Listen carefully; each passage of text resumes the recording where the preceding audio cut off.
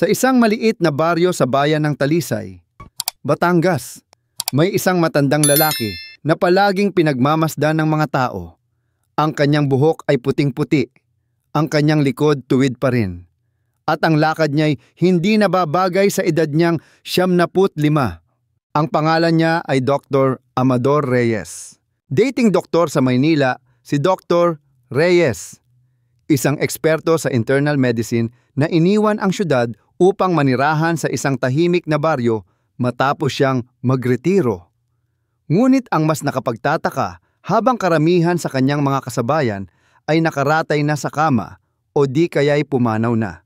Si Dr. Reyes ay patuloy pa ring naglalakad-lakad tuwing umaga, nagdidilig ng halaman, at minsan ay tumutulong sa barangay health center tuwing may libreng check-up. Yan si Doc Amador, sabi ng mga tao, parang hindi tumatanda, parang hindi napapagod. Isang araw, may lumapit na binatilyo sa kanya habang siya'y naglalakad sa gilid ng ilog. Dok, totoo po ba na wala po kayong iniinom na maintenance? Ngumiti ang matanda. Wala. Hiho.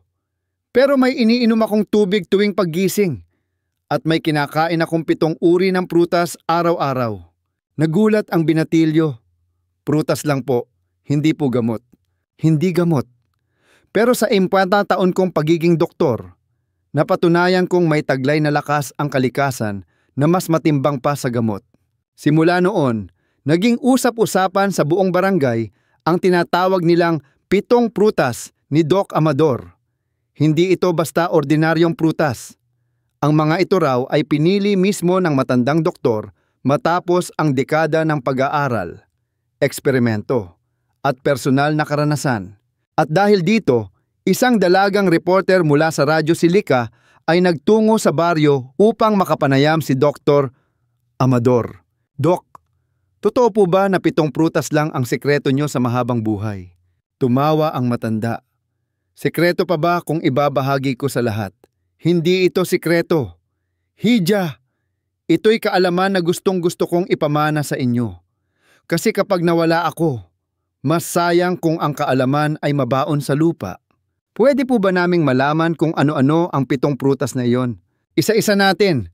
Hidya, hindi lang basta pangalan. Kailangan mong maunawaan kung bakit. Kasi kung hindi mo naiintindihan ang halaga ng bawat isa, kakainin mo lang sila para masabing sumunod ka, hindi dahil alam mong ito ang nagpapalakas sa iyo. Tumango si Lika. Sabik na sabik. Simulan po natin sa una. At dito nagsimula ang kwento ng matandang doktor at ang kanyang 7 prutas, mga bunga ng kalikasan na hindi lang pampalusog, kundi panghabambuhay. Umagang-umaga pa lang ay naroon na si Lika sa harapan ng bahay ni Dr. Amador. Bit-bit ang maliit na recorder, notebook, at isang plastik ng bayabas na pasalubong mula sa kanyang ina. Nang lumabas ang matanda mula sa kanyang bahay, tangan ang tabo at timba ng tubig. Hindi niya inasahang seryoso pala ang dalaga. Dok, handa na po ako, sabi ni Lika. Simulan na po natin ang unang prutas. Tumawa si Dr. Amador. Teka, ipaghahanda muna kita ng almusal. Hindi pwedeng walang laman ang tiyan habang nakikinig sa mahahalagang bagay. Sa simpleng mesa sa balkonahe, inilabas ng doktor ang isang hiwang papaya, hinog, malambot, at tila kumikislap sa sikat ng araw. Papaya, sabi niya habang inilalapag ito. Hindi lang ito basta pampadumi, gaya ng iniisip ng karamihan. Isa ito sa pinakauna kong tinutuklasan noong bata pa ako sa medisina. Napakunot noo si Laika. Hindi ba't pangkaraniwang prutas lang po ito? Doon ka nagkakamali. Sagot ng doktor. Sa loob ng prutas na ito ay libo-libong enzymes, antioxidants, at vitamins na hindi basta matatagpuan sa iisang prutas lamang. Isa na rito ang papain, isang enzyme na tumutulong tunawin ang protina sa ating tiyan. Papain, tanong ni Laika habang sinusulat ang pangalan. Oo, kapag maayos ang digestion mo, hindi na-absorb ng katawan ang mga toxins. Kapag maayos ang tiyan, maayos ang pag-ikot ng dugo. Kapag malinis ang dugo, Mas konti ang trabahong ginagawa ng kidney. Lahat iyan ay konektado. Dok, ibig sabihin ba, nakakabuti ito sa kidney? Hindi lang nakakabuti. Sa totoo lang, ito ang unang prutas na inirerekomenda ko sa mga pasyenteng may problema sa uric acid, mataas na creatinine, o panlalabo ng ihi. Bakit? Dahil mataas ito sa tubig, may natural na fiber, at may vitamin C at E na anti-inflammatory din. Hindi ba't matamis ito? Delikado ba sa may diabetes? Hindi. Kung hinog na hinog at kinakain sa tamang oras umaga. 1 hanggang 2 hiwa ng papaya sa umaga ay sapat na. At kung may diabetes ka, mas lalong kailangan mo ng maayos na panunaw at bituka. Yan ang ginagawa ng papaya. Lumapit si Dr. Amador at inilagay ang kalahating papaya sa plato ni Laika. Tikman mo. Hindi lang yan basta prutas. Isa yang gamot mula sa kalikasan. Habang ngumunguya si Laika, hindi niya maiwasang mapansin ang ginhawa sa kanyang tiyan. Dok, parang ang gaan sa pakiramdam ko. Sabi niya, ngumiti ang matanda. Yan ang sinasabi ko. At kung araw-araw mo yang gagawin, hindi lang bituka ang malilinis mo, kundi buong katawan mo. Naglista si Laika sa kanyang kwaderno. Prutas 1. Papaya. May papain enzyme. Tumutulong sa digestion. May vitamin C. Antioxidant. Anti-inflammatory. Mataas sa fiber. Panlinis ng bituka at dugo. Tumutulong sa kidney sa pamamagitan ng pagtanggal ng toxins. Safe sa diabetic kung kainin sa tamang dami at oras. Huwag susobra. Lalo na kung sabay sa iba pang prutas na may enzyme FG pinya. At sa tabi ng tala, gumuhit siya ng maliit na bituka na may ngiti tanda na kahit ang pinakapayak na prutas ay maaaring maging pundasyon ng pangmatagalang kalusugan. Pagkaubos ng almusal, muling nagsalita si Dr. Amador. Isa pa lang yan. Hija, 6 pa ang natitira. At bawat isa, may gampaning hindi kayang palitan ng gamot. Maaga pa lang ay muli nang bumisita si Lika sa bahay ni Dr. Amador. Tulad ng nakasanayan, nakahanda na ang mesa sa balkonahe malinis. May maliit na tasa ng mainit na salabat at sa gitna, isang pulang mansanas na tila sumasayaw sa liwanag ng umaga. Dok, bungad ni Laika, prutas number 2 na po tayo. Diba? Ngumiti si Dr. Amador habang nilalagyan ng salabat ang tasa ni Laika. Oh, Hija. At ngayong araw, ang pag-uusapan natin ay ang pinakamahinhin pero pinakamaasahang prutas sa listahan ko, ang mansanas. Dok, sabat ni Laika. Palagi kong naririnig yung kasabihang, an apple a day keeps the doctor away. Totoo po ba talaga yan? Mas totoo pa sa totoo. Sagot ng doktor, pero hindi lang dahil sa kasabihan. Dahil sa siyensya, isa ito sa pinakamatagal ko nang pinatutunayan sa sarili ko, sa mga pasyente ko, at ngayon, sa iyo. Habang hinihiwa ni Dr. Amador ang mansanas, ipinaliwanag niya. Ang mansanas ay mataas sa soluble fiber, lalo na sa tinatawag na pectin. Ang pectin ay sumisipsip ng toxins sa loob ng bituka, kasama na ang kolesterol, sobrang asukal, at metabolic waste. At kapag malinis ang bituka, mas konting trabaho ang ginagawa ng kidney. Mas magaan ang salain ang dugo. Parang indirect effect sa kidney. Di ba tanong ni Laika? Eksakto. Pero hindi lang yon. Ang mansanas ay may quercetin, isang flavonoid na may anti-inflammatory properties. Ito ay tumutulong sa puso, baga, at bato. Bukod pa dyan, mababa rin ang glycemic index nito, kaya't ligtas para sa may diabetes. Napaisip si Laika. So ibig sabihin, pwede ito sa halos lahat ng may edad na may sakit, lalo na sa senior citizens, sagot ng doktor. At kung tutuusin, kung may isang prutas kang kakainin araw-araw, at isa lang ang papayagan, mansanas dapat yon. Teka, Dok, tanong ni Lika habang nilalagay ang isang hiwa sa bibig. Mas mabuti po ba ang pula o berde? Parehong may benepisyo. Ang berde ay mas mababa ang sugar, mas maasim, at mas mataas ang antioxidant content. Pero ang pula ay mas matamis at may mas maraming pectin. Sa akin, salitan isang araw berde, isang araw pula. Juice po ba? Okay rin ba? Mas mainam kung buo, hindi juice. Kasi pag juice, nawawala ang fiber. Puro sugar na lang ang naiwan. At kung may balat, huwag mo na ring balatan. Nandoon ang kalahati ng nutrients. Ibinuka ni Dr. Amador ang kanyang notebook at ipinakita ang personal niyang tala ng bawat benepisyo ng mansanas. Sa mismong gitna ng pahina ay nakasulat. Ang mansanas ay kalasag. Hindi ito espada. Hindi ito naglalaban. Pero ito ang panangga mo sa sakit. Tahimik pero matibay. Ilang sandali pa'y nagsimulang magtungo sa bahay ni Dr. Amador ang dalawa pang senior sa barangay, sina Mang Oka at Aling Minyang. Ano ba yang kinakain nyo riyan? Dok, tanong ni Aling Minyang. Prutas para humaba ang buhay. Sagot ni Laika. Mansanas ang topic ngayon. Yan ang gusto ko. Pero mas gusto ko kung ilalagay sa oatmeal. Hirit ni Mang Oka. At pwede rin naman, sabat ng doktor. Mas maganda pa nga kung kasabay ng whole grains. Basta iwas lang sa sobrang sugar. At huwag gagawing apple pie. Nagkatawanan sila. Pero sa gitna ng tawanan, alam nilang bawat kagat ng mansanas ay hindi lang kaligayahan, kundi kaalaman na dapat ay noon pa itinuro sa lahat. Muli, isinulat ni Laika sa kanyang kwaderno, Prutas do mansanas. May pectin, panlinis ng bituka at dugo. May quercetin, anti-inflammatory, pangproteksyon sa puso at kidney. Mababa ang glycemic index, ligtas sa diabetic, mas mainam kainin buo. May balat, iwas sa juice o apple pie. Isa lang kada araw ay sapat na.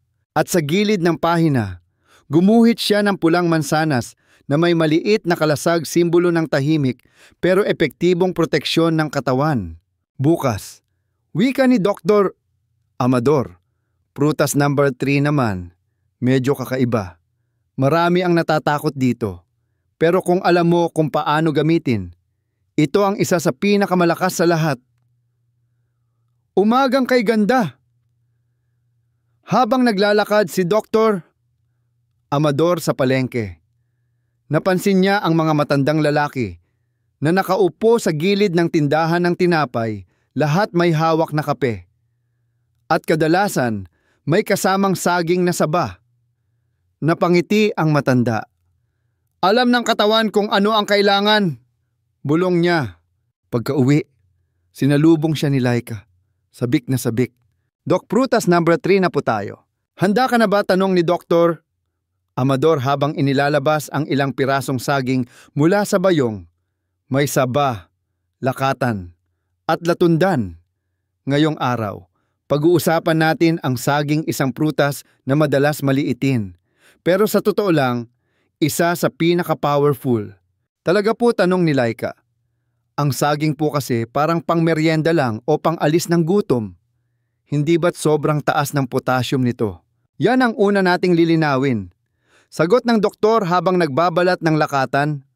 Oh, mataas sa potassium ang saging. At tama ka kapag sobra. Delikado ito sa mga may malalang kidney disease. Pero sa tamang dami, ito ay isang biyaya. Umupo si Dr. Amador sa silya habang nag-uumpisa ng kwento. Nung nagsisimula pa lang ako bilang doktor, marami akong pasyenteng madaling mapagod, nahihilo, mabilis kapusin sa hininga. Kala nila puso agad. Pero kapag chinek mo, kulang pala sa potassium.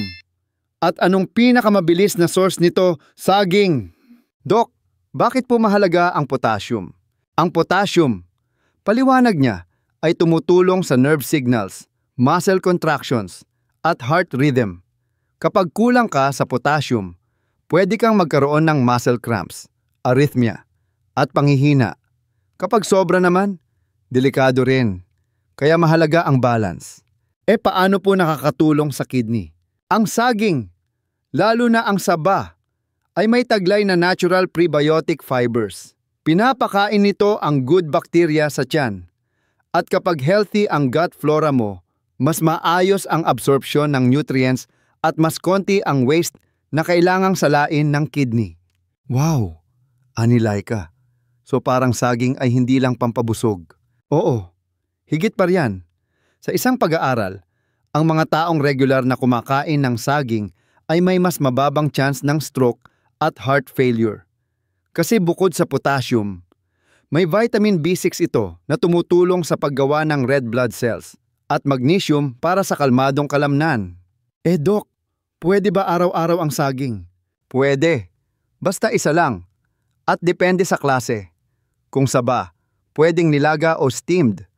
Kung lakatan, pwedeng fresh. Huwag lang sabayan ng maraming prutas na mataas din sa potassium gaya ng avocado or dates. Lalo na kung may CKD stage 3 pataas. Napaisip si Lika, Dok, ang dami kong nakilalang senior na saging ang staple sa agahan. Ibig sabihin, instinct pala ng katawan nila yon. Marahil, sagot ni Dr. Amador. Pero ngayon, may kaalaman na sila para mas lalong pagyamanin yon. Hindi lang basta kain, may layunin. Kinuha ni Lika ang kanyang kwaderno at isinulat ang mga natutunan. Prutas, 3 saging. Mataas sa potassium, mahalaga sa puso at kalamnan. May vitamin B6 at magnesium, para sa dugo at nerves. May prebiotics, tumutulong sa bituka at kidney detox safe sa tamang dami, 1 per day. Iwas sa sobrang pagkain, lalo na kung may kidney problem. Huwag sabayan ng ibang high potassium foods. At sa tabi ng tala, gumuhit siya ng saging na may kidlat tanda ng enerhiya at lakas na tahimik na dala nito sa katawan. Bukas, wika ni Dr. Amador habang nagsasalin ng mainit na sabaw sa mangkok. Isang prutas naman na pinakikinabangan ng dugo at atay. Maliliit, pero mapula. Huwag kang magpalinlang sa sukat nila. Hindi pa man sumisikat ng husto ang araw ay nasa bakuran na muli si Dr. Amador. Bit-bit ang isang malinis na lalagyan ng mga ubas, kulay lila at may manipis na hamog sa balat. Kaagad siyang nilapitan ni Laika. Dala ang recorder at ang kanyang kwaderno. Dok, ito na po ba ang ika-4 tanong niya habang tumitingin sa prutas na tila kumikinang sa liwanag ng umaga? Oo, sagot ni Dr. Amador. Ubas. Prutas na hindi pinapansin ng iba dahil sa liit, pero may taglay na kapangyarihang hindi matatawaran. Pero Dok, tanong ni Lika, hindi ba't mataas sa asukal ang ubas? Delikado po ba yan? Magandang tanong. Sabi ni Dr. Amador habang pinapahid ang mga ubas ng basang tela. Ang ubas ay may natural na asukal. Totoo yan. Pero kung tama ang dami at kinakain ito sa tamang paraan, ang benepisyo ay higit sa panganib. Inuuna ko ang ubas tuwing umaga. Bakit? Dahil ito ang prutas na diretso agad ang epekto sa dugo at puso. At kung malusog ang puso, mas malusog ang kidney. Paano po, tanong ni Laika habang inaayos ang mikropono? May taglay na resveratrol ang balat ng ubas, isang uri ng antioxidant na tumutulong pababain ang blood pressure. Protektahan ang mga ugat at bawasan ang panganib ng blood clots. Sa madaling salita, pampaluwag ng daloy ng dugo. Ano naman ang kinalaman nito sa kidney? Kapag maayos ang sirkulasyon ng dugo, maayos din ang pagdaloy ng oxygen sa mga bahagi ng katawan kasama ang kidney. Ibig sabihin, hindi ito pinipilit. Kapag masyado kasing mataas ang pressure, ang kidney ay puwersado. Matagal. Unti-unting bumibigay. Dok, ang galing niyo pong magpaliwanag. Ani Laika, parang gusto ko na ring gawing ubas ang bagong vitamins ko. Bakit hindi natatawang sagot ni Dr. Amador? Bukod sa resveratrol, may flavonoids din ito at vitamin K na parehong tumutulong sa blood clotting regulation at bone health. Pero ilang ubas po ang sapat, tanong ni Laika habang sinusubukang kumuha 10 hanggang 15 na piraso lang kada araw. Pwede mo ring ihalo sa oatmeal o salad. Huwag juice, lalo na yung nasa bote puro asukal na yon. Dried grapes po, tulad ng pasas. Mas mataas ang sugar content niyan. Kung kakain ka ng pasas, 1 kutsara lang. At mas mainam kung walang added sugar. Mas healthy pa rin ang fresh grapes. May mas magandang uri po ba ng ubas? Mas maganda ang red at purple grapes. Kasi mas mataas ang antioxidants kumpara sa green. Pero kung green grapes lang ang meron, pwede na rin basta fresh at hindi sobra. Muling isinulat ni Laika sa kanyang journal, prutas, fat, ubas. May resveratrol, proteksyon sa puso, dugo, at kidney. May flavonoids at vitamin K, anti-inflammatory, bone protection. Nakakatulong sa maayos na sirkulasyon. Safe sa tamang dami, 10 to 15 piraso kada araw. Iwas sa grape juice at pasas na may dagdag asukal. Limitado sa mga may mataas ang blood sugar. Sa gilid ng pahina, gumuhit siya ng kumpol ng ubas na may simbolo ng ugat at puso.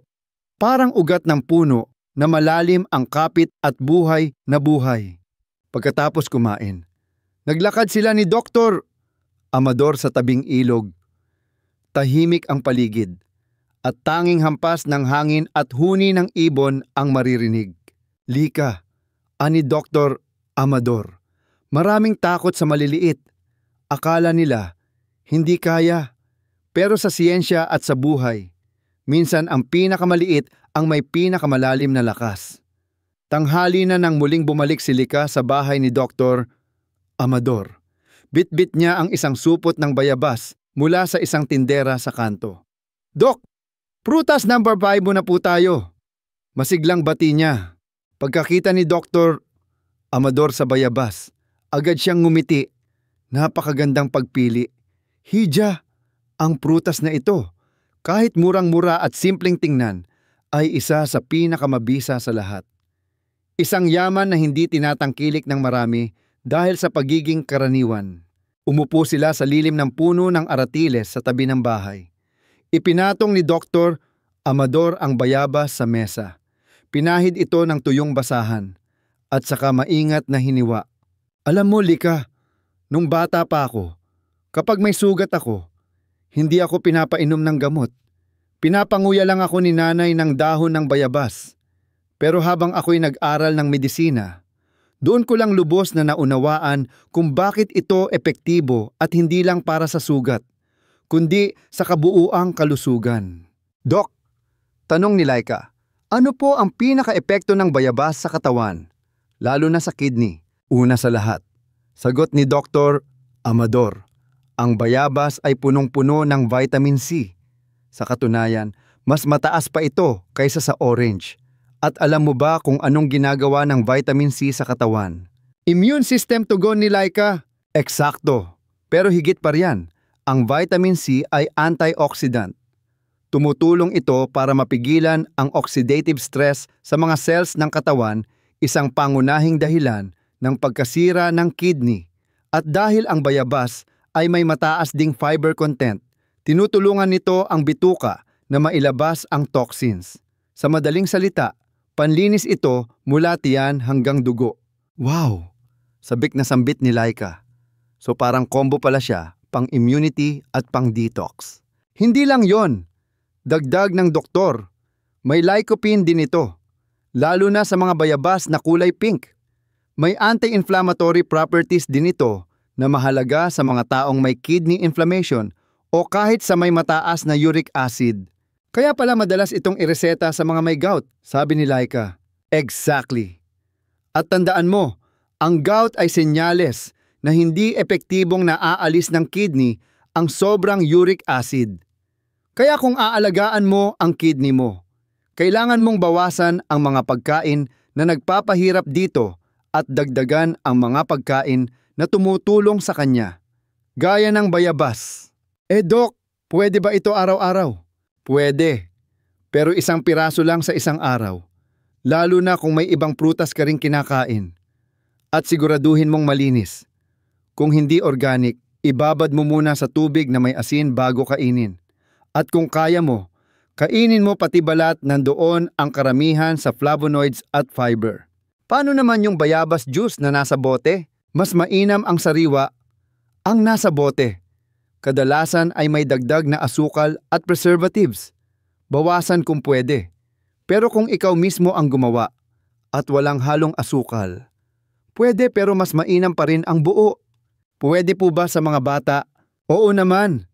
Sa katunayan, magandang sanayin ang mga bata sa pagkain ng bayabas para lumakas agad ang kanilang resistensya. Isa rin itong mabisang prutas para sa digestive system, lalo na kung constipated. Muling binuksan ni Laika ang kanyang kwaderno at isinulat, Prutas Fime Bayabas. Mataas sa vitamin C, immune booster, antioxidant, may lycopene at flavonoids, anti-inflammatory, mataas sa fiber, panlinis ng bituka at dugo, nakakatulong sa kidney sa detoxification. Safe, araw-araw, 1 piraso. Best kung may balat. Iwas sa sweetened juice at processed guava products. Sa tabi ng tala, gumuhit siya ng bayabas na may mukha ng sundalo, tanda ng tapang at lakas ng prutas na ito sa loob ng katawan. Pagkatapos ng pananghalian, habang nagpapahinga sa duyan si Dr. Amador, bumulong siya kay Lika. Alam mo ba, ang susunod nating prutas ay minsang tinakbuhan ng mga may mataas na asukal. Pero kung alam mo kung paano ito gamitin, isa ito sa pinakamabisang panlaban sa pagtanda.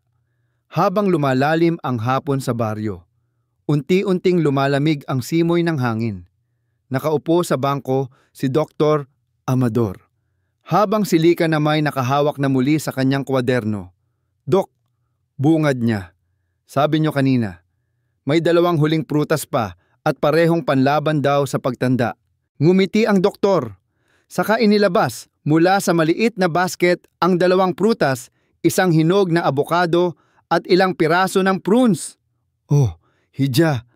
Ito ang 2 prutas na hindi lang nagpapahaba ng buhay, pinapaganda pa ito. Prutas 6 avocado. Laban sa panghihina. Tagapangalaga ng puso at kidney. Simulan natin sa avocado. Sabi ni Dr. Amador habang hinihiwa ito. Maraming natatakot dito dahil sa taglay nitong taba. Pero ang totoo, ang taba nito ay monounsaturated fats, mga healthy fats na tumutulong upang pababain ang bad cholesterol at pataasin ang good cholesterol. Paano po ito nakakatulong sa kidney, tanong ni Laika? Simple. Paliwanag ni Doc. Kapag malusog ang puso at maayos ang daloy ng dugo, hindi napupuwersa ang kidney. At dahil ang abokado ay mataas sa potassium, magnesium, at folate, nakakatulong din ito sa blood pressure regulation, isa sa pinakamahalagang aspeto ng pangangalaga sa kidney. Pero Doc, tanong muli ni Laika, di ba mataas sa calories ang abokado? Oo, kaya hindi dapat sobra. Kalahating piraso kada araw ay sapat na. Huwag mo lang sasabayan ng iba pang high-fat o high-potassium na pagkain. At mas mainam kung natural, walang halo ng asukal, gatas kondensada, o anuman. Yung avocado shake na uso ngayon. Masarap pero delikado kung diabetic ka. Kaya kung gusto mo talagang makinabang, kainin mo ito ng buo. May kasamang konting asin lang o lemon. Prutas 7 prunes. Maliit pero makapangyarihan sa bituka at buto. Ngayon naman, sabay abot ni Dr. Amador ng ilang prunes kay Laika. Ito ang hindi alam ng karamihan, ang prunes o pinatuyong plum ay siksik sa fiber, antioxidants, at minerals gaya ng boron na mahalaga sa bone health. Pero Doc, dried fruit po ito. Hindi ba masama sa may kidney? Depende. Kung walang added sugar at kakainin sa tamang dami, prunes ay mabisang pang-regulate ng bowel movement. Tandaan mo, ang maayos na bituka ay nangangahulugang mas maayos ang paglabas ng toxins sa katawan na nagpapagaan ng trabaho ng kidney. Ilang piraso lang po ang dapat, 2 hanggang 3 kada araw. Huwag susobra. At kung may gout o mataas ang uric acid, iwas din. Bakit po ninyo isinama ang prunes sa listahan nyo, Doc? Dahil sa tagal ko sa medisina, nakita ko kung gaano kahalaga ang tamang pagdumi, lalo na sa matatanda. Kapag naiipon ang dumi sa bituka, bumabagal ang metabolismo. Tumataas ang toxins at pinapahirapan ang kidney. Ang prunes ay tahimik pero epektibong tagalinis. Pangwakas na aral. Pagkatapos ng mahabang paliwanag, nilingon ni Dr. Amador si Lika at nagsalita, "Alam mo, Lika, ang 7 prutas na ito ay hindi sikreto. Hindi rin ito mahirap hanapin. Nandyan lang sa paligid. Pero ang totoo, ang sekreto ng mahabang buhay ay hindi lang ang pagkain ng mga ito, kundi ang konsistensya, disiplina, at kaalaman." Tumango si Lika habang sinusulat ang huling bahagi ng kanyang listahan. Prutas, 6 avocado. May healthy fats, pang-regulate ng kolesterol. May potassium, folate, magnesium, para sa puso at kidney. Anti-inflammatory. Best kainin buo, kalahating piraso kada araw. Iwas sa avocado shake na may asukal gatas. Prutas, 7 prunes. May fiber, tulong sa regular na pagdumi. May boron, pampatibay ng buto. May antioxidants, panlinis ng dugo. Best 2-3 piraso kada araw. No added sugar. Iwas kung may gout o uric acid problem. Sa huling pahina ng kanyang journal, gumuhit si Lika ng isang malaking bilog. Sa loob nito, isinulat niya ang mga prutas, papaya, mansanas, saging, ubas, bayabas, avocado, at prunes. Sa gitna, isinulat niya ang salitang kalusugan. At sa ilalim ng pahina, isinulat niya ang sinabi ni Dr. Amador. Ang prutas ay hindi gamot, pero kung gagamitin ng tama, mas makapangyarihan pa ito sa alinmang tableta.